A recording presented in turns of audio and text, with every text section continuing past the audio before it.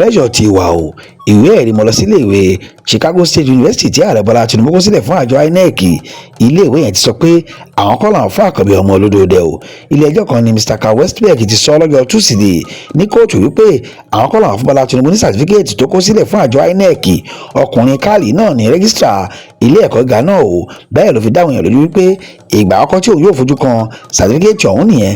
Àwọn kọ́ làwọn fún Bọ́lá Tinubu kì í ṣe ọ̀dọ̀ àwọn gan ni ìwé ẹ̀rí ọ̀hún ti ṣẹ̀ wá. Bákan náà ni iléèwé Chicago State University fi kún ọ̀rọ̀ ẹ̀ pé lóòótọ́ ni Bọ́lá Tinubu jẹ́ ọ̀kan lára ọmọléèwé ọ̀hún lọ́dún náà lọ́hùn, ṣùgbọ́n èyí tó fún àjọ INEC gẹ́gẹ́ bí ẹ̀rí máa jẹ́ mi nìṣó.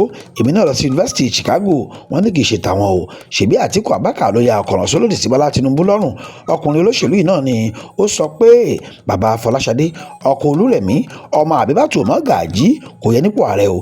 Ìwé ẹ̀rí tó kó sílẹ̀ òfúùtù fẹ́ tẹ̀ ni o. Kí ilé ẹjọ́ tètè bá òun lé nípò kí wọ́n dèkílé òun Atiku Abubakar tó ń ṣe ipò kejì nínú ètò ìdìbò tó wáyé lọ́jọ́ 15 oṣù kejì ọdún yìí gẹ́gẹ́ bí ààrẹ o. Kí Tinubu padà sí bọ́dílọ́ọ̀nù lẹ́kọ̀ọ́ tó ń ti Olúrẹ̀mí kí òun àti arábìnrin òun Títí Abubakar ó máa ṣe tọkọ-tìyàwó àti ààrẹ Nàìjíríà lọ nínú Aso Rock nílùú Àbújá. Níṣe ni Atiku tó ti fìgbà kan ṣe igbákejì ààrẹ Nàìjíríà yìí láyé Ọbásanjọ́ ṣàtẹnumọ́ wípé ayédèrú ìwé ni Tinubu kó sílẹ̀ fún àjọ INEC o. Fún ìdí èyí kò lẹ́tọ̀ọ́ kí ilé ẹjọ́ tètè pàṣẹ kí wọ́n gbé kinní yẹn fóun o.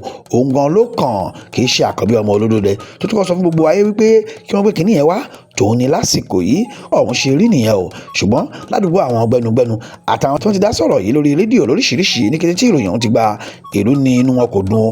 Wọ́n ní bí yunifásitì ṣe sọ pé àwọn kọ́ làwọn fún Tinubu ní ìwé ẹ̀rí yẹn kò dáa tó fún léèdè yìí o.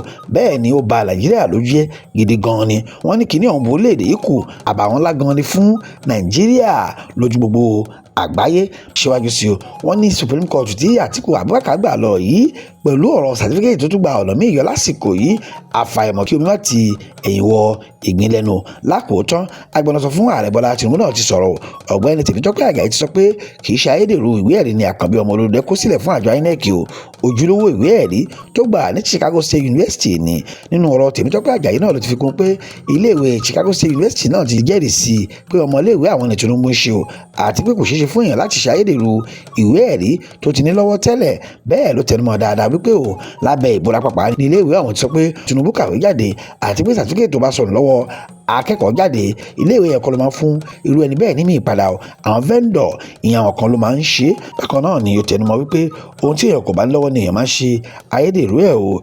Ṣùgbọ́n èyí tí Tinubu kó sílẹ̀ fún àjọ INEC òun ló ní o. Kò sí bí ó ṣe lè ṣe àrọ́dàrọ́dà ohun tó ti ní lọ́wọ́ tẹ́lẹ̀ kí Atiku Abubakar àti àwọn abẹ́ṣekáwẹ̀ ó sinmi àròyé kí wọ́n so gbéjẹ mọ́wọ́. Aṣíwájú Bọ́lá Ahmed Tinubu ti mú èyí jẹ náà ìwọ náà ìwọ pápá ìwọ náà.